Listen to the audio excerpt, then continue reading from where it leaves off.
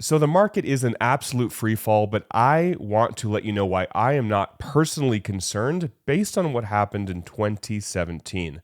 So I'm going to touch on a lot, including this chart, which will make a lot more sense in just a moment, including this chart, which will make a lot more sense too. But first, I want to start right here. So we had over or just under $1 billion of liquidations over the last 24 hours. Now, what's going on? Well, there is a tariff war happening right now that's affecting the stock market.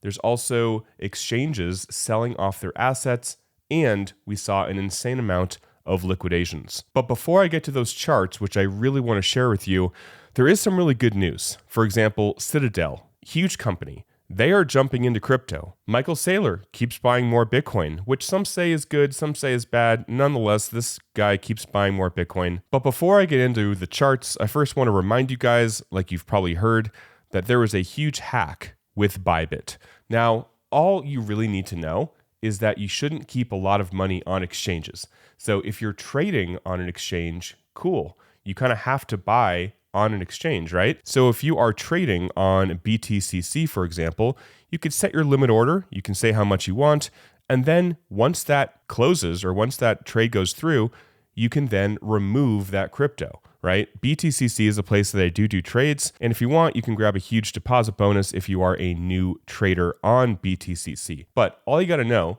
is that you shouldn't keep a lot of money on exchanges and that you should have some sort of hardware wallet protocol. Whether you get multiple hardware wallets like a Tangem, a Ledger, and a Trezor, and you split up your money and you put them in different places, there's all sorts of ways to do it. I'm not going to go into all that in this video, but that's all you got to know. Don't keep a lot of money on exchanges and have some sort of hardware wallet protection where you store your money. So let me dive into this chart really quick. This shows that the end of 2017, Bitcoin did a 240% move up. The end of 2017. So 2017 would be the post-halving year, the year after the Bitcoin halving, right?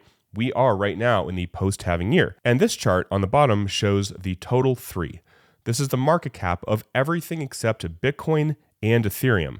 And we saw at the end of the year, from November 6th to the beginning of January 2018, we saw a move of 474%, essentially for altcoins. So these insane moves for Bitcoin and for altcoins happened at the very, very end of 2017, which again would correlate to this year, 2025, in terms of them both being post-halving years. And this chart from Into the Cryptoverse, link below if you want this chart and a ton of other charts that I have used in a lot of videos. This chart shows Bitcoin's market cycle from the very, very bottom. It's ROI, return on investment.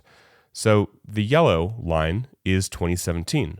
The magenta line is where we are right now. This is the current market cycle. This is showing very plainly that Bitcoin is tracking what it did in market cycle 3, which started back in 2015 and went to the end of 2017. So now let's talk about this chart. In 2017, we saw some insane downward moves for Bitcoin. Insane downward moves. In January, we saw a downward move of 33%. In March, we saw a downward move of 33%. Then in May, a 30% drawdown for Bitcoin. In June, around a 30% drawdown for Bitcoin. In July, an 18% drawdown. In August, a 19% drawdown. Then in September, a 40% drawdown. And then we got November, a 30% drawdown. Another one in December for a 22% drawdown. And then at the end of December, we saw a 45% drawdown. So you'd probably be thinking to yourself, wow, Bitcoin must have done horrible in 2017. How can basically every month or every other month we have a 20 to 30% drawdown in Bitcoin? It must have done absolutely freaking horrible. Well, let's zoom out, shall we? Let's go to the beginning of 2017. Bitcoin was hovering at around $800, $900 or so. Let's just call it $1,000 at the beginning of 2017. And on December 17th or so of 2017, Bitcoin was around $19,300. So over the course of 2017, Bitcoin did over a 19x, while every month, or at least every other month, there is a 20 to 50% drawdown in the price of Bitcoin. So that's why the dips that we're seeing in Bitcoin and also altcoins aren't that concerning to me, just because I've been around for a while. And I know what you're going to say. Some of you guys are going to be, well, the market conditions were totally different in 2017. Interest rates were way lower, and we were not experiencing the same level of quantitative tightening as we are right now. I get it. I'm not going to argue that. You're right. Not everything is the same as it was back in 2017. But being terrified of these dips is not something that I am terrified of. I'm not going to say these dips don't suck, because they do. My portfolio has been hit really, really, really hard. Everybody's has. Unless you were just holding stablecoin, but then you weren't actually investing into crypto, right? I mean, take a look right here. The entire market is down 7.4%. Bitcoin is holding on to $90,000 or so, but most coins are down double digits, right? In the teens. A lot of great coins are down a ton, including Solana, which is a large holding for me, and it is absolutely cratering. And it's not fun, right? Not going to say it's fun. But going back to the price of Bitcoin, I've been saying for a while that I would not be too concerned if we hit the bull market support band. Right now, we are actually, well, maybe we just crossed it, or very soon. So that would be like $90,000, $89,000. And I was calling for that even back here in November and December, when everything was going great, everyone was rich, everyone was happy. I was like, guys, most likely we're going to touch this and cross this. We just always do. When things go above it for too long, it always comes back down, right? Now, there have been times in the bear market where we were severely below it for a very large period of time. And then back in 2021, we were above it for the majority of the year. But nonetheless, we always kind of come back down to this bull market support band. So what am I doing right now? Well, I'm not doing much. I'm just kind of holding on and waiting to see what happens, because selling when you're at a loss, or when I'm at a loss, usually isn't a good idea. Selling when I'm emotional is always a bad idea for me. I'm not going to tell you what to do. You can do whatever you want. But for me, being in this market for a very long time, anytime I am emotional and I am terrified, which I'm not really terrified, but if I was, selling when I'm terrified has never been a good decision in the long run. So many things are here for a great run for crypto this year. I think the market is digesting the idea that Trump still hasn't announced a Bitcoin strategic reserve yet.